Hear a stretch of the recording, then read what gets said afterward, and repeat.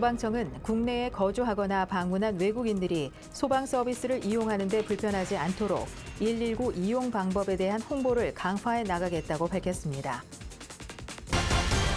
한국행정연구원이 결혼 이민자들을 대상으로 한 생활 만족도 조사 결과를 발표했습니다.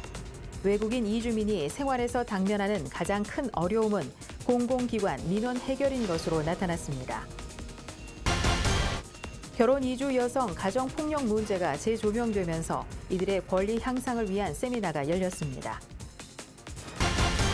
법무부가 난민 심사 과정에서 면접 조서를 허위로 작성한 공무원에 대해 중징계를 요청하는 등 재발 방지에 나섰다고 밝혔습니다.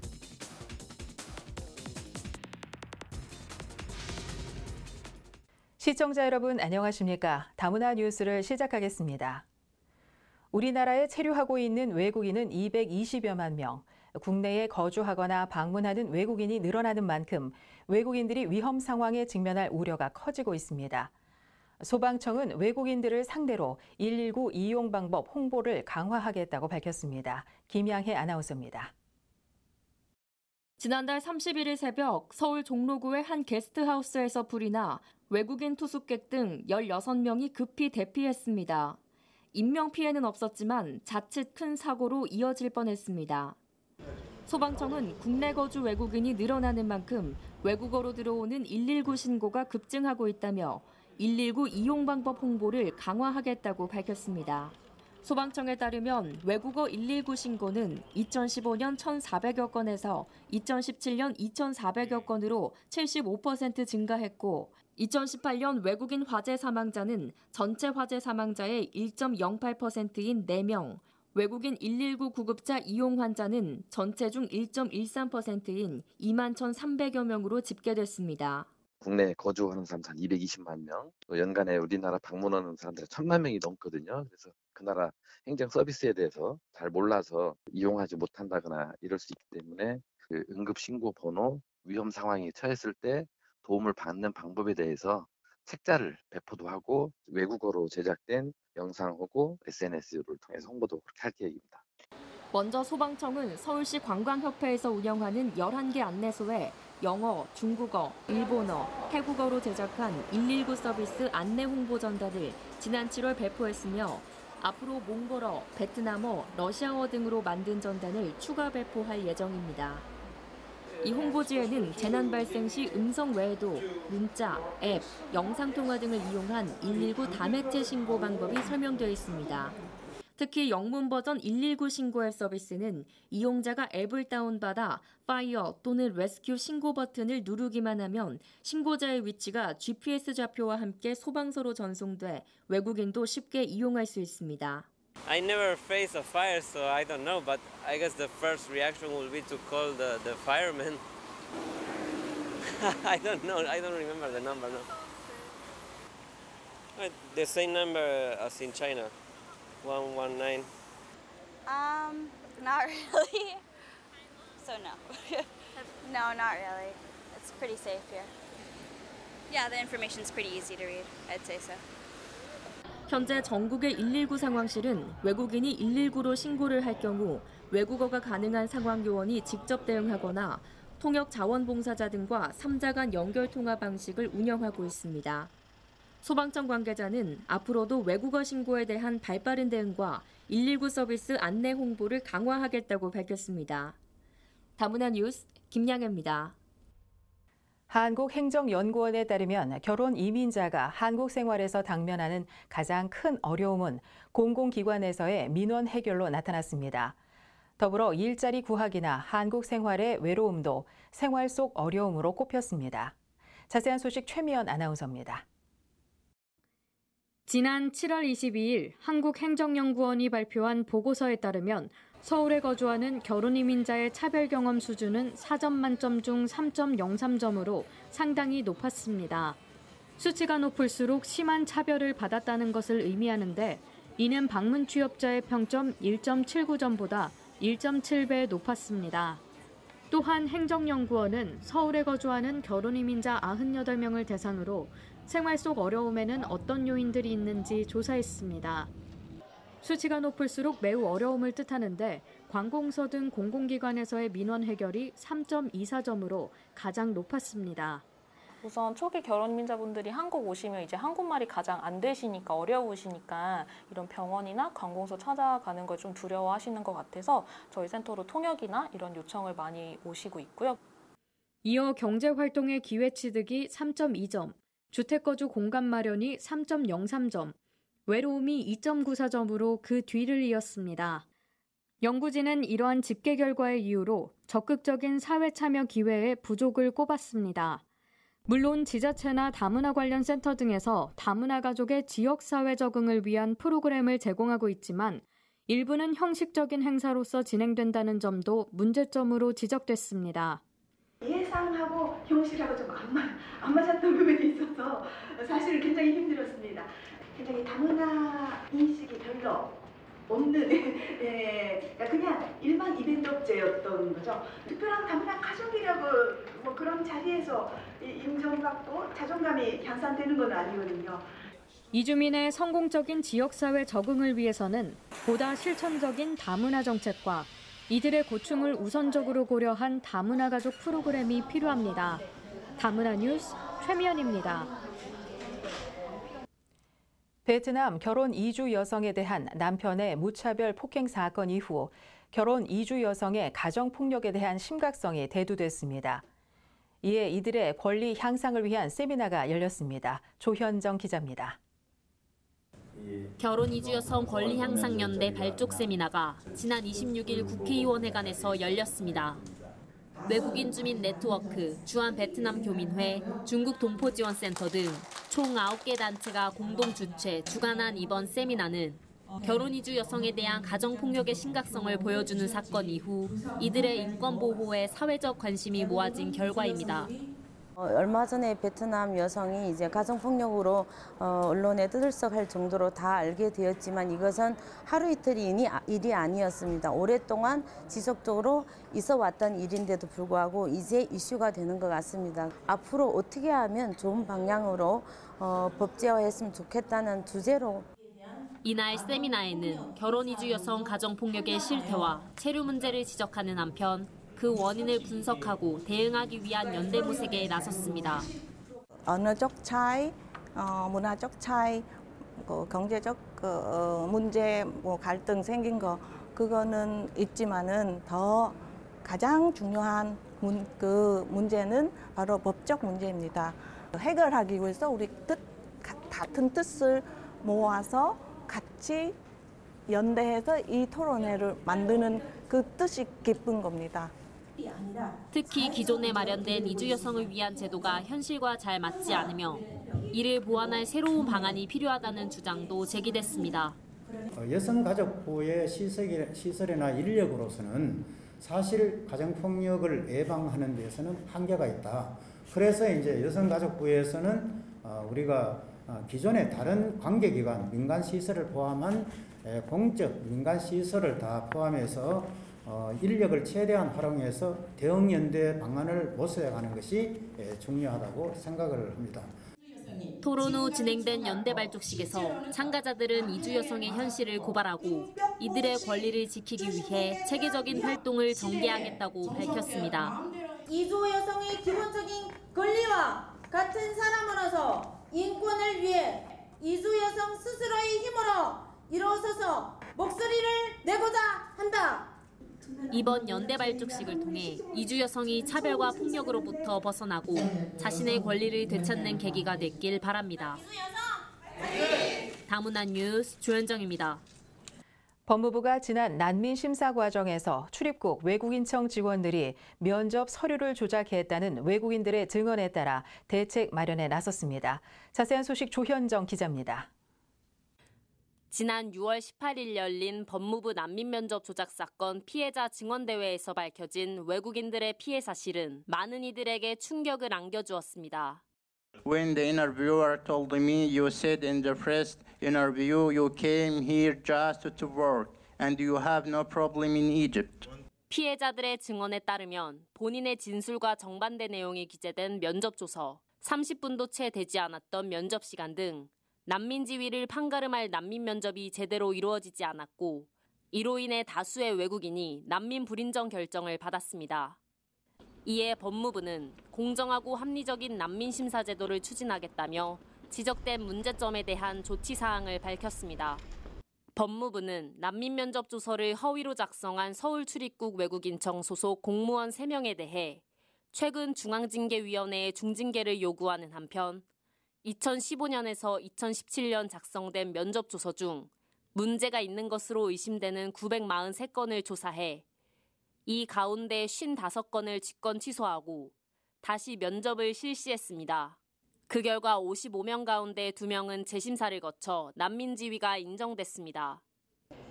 또한 10월까지 난민 심사 매뉴얼을 제작해 난민 신청자에게 충분한 진술 기회를 부여하고 난민 심사에 필수적인 질문이 누락되지 않도록 하며 난민 전문가를 추가 채용하고 난민 전담 공무원 직무 교육을 운영, 이를 의무화하는 등 전문성을 강화합니다. 아울러 면접 과정을 녹음, 녹화하고 난민 통역의 품질을 높이는 등 심사의 정확성을 확보할 방침입니다. 이후에도 난민 심사 과정에서 부당한 대우를 받는 외국인들이 없도록 공정한 심사가 지켜져야 할 것입니다. 다문화 뉴스 조현정입니다. 다음은 단신입니다. 건강보험에 가입해 건강보험료를 내는 외국인이 재외국민을 포함해 120만 명에 육박하는 것으로 나타났습니다. 건강보험공단에 따르면 지난 7월 16일부터 국내에 6개월 이상 체류한 외국인은 의무적으로 건강보험 지역 가입자로 가입하도록 하면서 약 21만 8천여 명이 한꺼번에 추가로 건강보험에 가입했습니다. 이에 따라 건강보험에 가입한 외국인은 지난해 12월 말 기준 97만 1천여 명에서 118만 9천여 명으로 늘어났습니다. 이전까지 외국인 가입자는 직장 가입자 66만 4천여 명, 지역 가입자가 30만 6천여 명이었습니다. 행정안전부와 국가인권위원회는 인권위 제주 출장소를 신설한다고 밝혔습니다. 이에 따라 앞으로 광주 인권사무소에서 직접 관할했던 제주 지역 인권 관련 문제는 제주 출장소를 통해 처리하게 됩니다. 최영애 국가인권위원회 위원장은 제주도는 제주 4.3 사건, 강정 해군기지 건설, 예멘 난민 입국 과정 등 민감한 인권 이슈가 제기된 곳인 만큼 제주 출장소 설치는 지역적, 역사적, 사회적으로 상당한 의미가 있다고 전하면서 제주 내 인권 문제에 직접적이고 즉각적인 대응을 기대한다고 밝혔습니다. GS25가 외화 결제 서비스를 전국 점포로 확대했습니다. 외화 결제 서비스는 달러와 위안화, 유로, 엔화까지 4종류의 외화 지폐를 그대로 사용할 수 있는 시스템입니다. GS25는 지난달 개최한 광주 세계 수영 선수권 대회 일정에 맞춰 해외 여행객 방문이 예상되는 일부 지역에 한해 외화 결제 시스템을 실시할 계획이었습니다. 그러나 최근 해외여행 후 남은 외화 사용처를 찾는 내국인이 많아졌기에 전국 확대를 결정했다고 관계자는 전했습니다. 외국인 관광객은 국내 여행 시 큰 금액의 환전 없이 주요 외화를 그대로 사용할 수 있으며 주요 관광지가 아닌 지역을 찾은 외국인도 편의를 누릴 수 있게 됐다고 업체 측은 설명했습니다. 한국건강가정진흥원이 지자체 공무원을 대상으로 찾아가는 다문화 이해 교육을 실시한다고 15일 밝혔습니다. 찾아가는 다문화 이해 교육은 다문화 가족에 대한 이해 증진과 인권 보호 강화 기반을 조성하기 위해 실시하고 있으며 다문화 정책과 인권, 지역 사례 공유 등을 주제로 진행됩니다. 이번 사업에는 한국건강가정진흥원에서 양성한 다문화 이해 교육 전문 강사뿐 아니라 외부 다문화 관련 전문가도 연계해 맞춤형 교육이 제공됩니다. 현재까지 총 23개 지자체가 교육을 신청했고 추가로 교육을 희망하는 지자체는 한국건강가정진흥원에 문의하면 관련 내용을 자세히 안내받을 수 있습니다. 다문화TV가 지난 31일 희망 다큐 당신의 두 손으로의 출연자인 몽골 출신 푸체 씨에게 후원금을 전달했습니다. 당신의 두 손으로는 어려운 다문화인의 사연을 소개하는 프로그램으로 이번 후원금은 푸체 씨가 출연한 방송을 본 시청자들의 ARS 모금 활동으로 마련됐습니다. 푸체 씨는 남편의 갑작스러운 죽음으로 어린 딸을 혼자 돌보는 상황 속에서도 밝은 모습을 잃지 않아 시청자들에게 감동을 선사했습니다. 이날 다문화TV 장영선 대표는 후원금이 어렵게 생활하는 푸치 씨에게 조금이나마 도움이 되길 바란다며 앞으로도 다문화인을 위한 후원 활동을 지속할 예정이라고 밝혔습니다.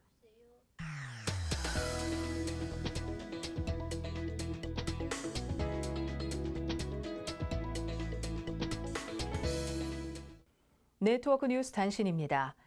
지구촌 태권도 가족 4,800여 명이 참가한 평창 세계 태권도 한마당이 강원도 평창에서 지난 26일부터 30일까지 열렸습니다.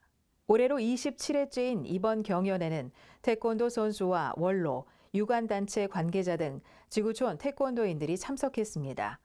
세계 태권도 한마당은 주먹 격파와 손날 격파, 옆차기, 뒤차기 격파 등 부문에서 경연하는 방식으로 12개 종목에서 세계 57개국 6천여 명의 선수가 다양한 기량을 선보였습니다. 안산시 외국인 주민지원본부는 다문화 마을 특구 내의 유동 인구 파악을 위한 첨단 무인 계수기 시험 가동을 마치고 본격적인 운영에 들어갔다고 지난 7월 24일 밝혔습니다. 무인 계수기는 거리를 오가는 유동 인구를 3D 센서로 계측하는 장비입니다. 지난 5월부터 2달 동안 특구와 외국인 주민지원본부를 방문한 인원은 일평균 12,000여 명으로 집계됐습니다. 유정숙 외국인 주민정책과장은 특구 내 관광 인구를 정확히 파악할 수 있게 됐다며 집계된 자료는 특구 운영 활성화와 다문화 정책 개발을 위한 기초 자료로 사용하겠다고 밝혔습니다. 시흥시가 지난 24일 경기도 최초 다문화 가족의 교류와 소통의 공간인 다가온 개소식을 개최했습니다. 이번 행사에는 임병택 시장과 오인열 시흥시 의회 부의장, 함진규 국회의원을 비롯한 지역 주민 80여 명이 참석했습니다. 다가온은 다문화 가족의 커뮤니티와 인적 네트워크 구축을 위해 시흥시 건강가정 다문화가족 지원센터 능곡 분관 내에 조성됐습니다. 다양한 가족 서비스를 제공할 수 있도록 언어 공감실과 교류, 소통, 교육실, 상담실 등의 시설을 갖추고 있습니다. 임병택 시흥시장은 다문화 가족의 소통활동 공간인 다가온을 개소함으로써 참여와 공존에 열린 다문화 사회를 구현할 수 있을 것이라고 말했습니다. 순천시에서 지난 7월 27일부터 28일까지 다문화 가족들의 한국의 전통 생활 문화를 배우고 체험하는 다문화 가족사랑 캠프를 개최했습니다. 이날 가족사랑 캠프에서는 다문화 가정 38명이 참여한 가운데 전통 홀레와 한복 체험, 다래, 다식 체험 등 다양한 한국 전통 문화 체험을 통해 문화적 차이를 이해하는 자리를 가졌습니다. 순천만 에코촌에서는 가족 간의 레크레이션을 통해 대화의 자리를 마련했으며 즐거운 추억을 만드는 재미를 위해 스케이트를 타는 시간도 제공했습니다.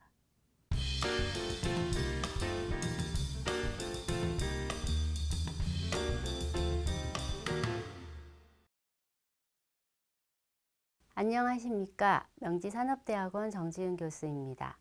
한국관광공사 일자리 기획팀은 외부의 다양한 의견 수렴을 통한 신규 민간 일자리 창출 아이디어 발굴과 기존 사업 추진 방식의 혁신을 위한 일자리 창출 방안을 목적으로 제1차 회의가 한국관광공사 서울센터에서 2019년 6월 25일에 이루어졌습니다.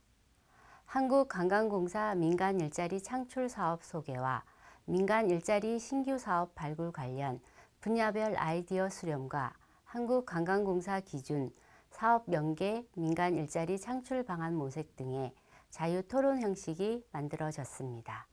관광부문 일자리 창출을 위해 한국관광공사 사내 일자리위원회에서는 2017년부터 시작되어 비정규직 243명을 정규직으로 전환도 이루어냈습니다. 직간접 민간 일자리 창출과 기존 사업 육성으로 한국관광공사의 관광 일자리 창출 노력이 계속되고 있습니다.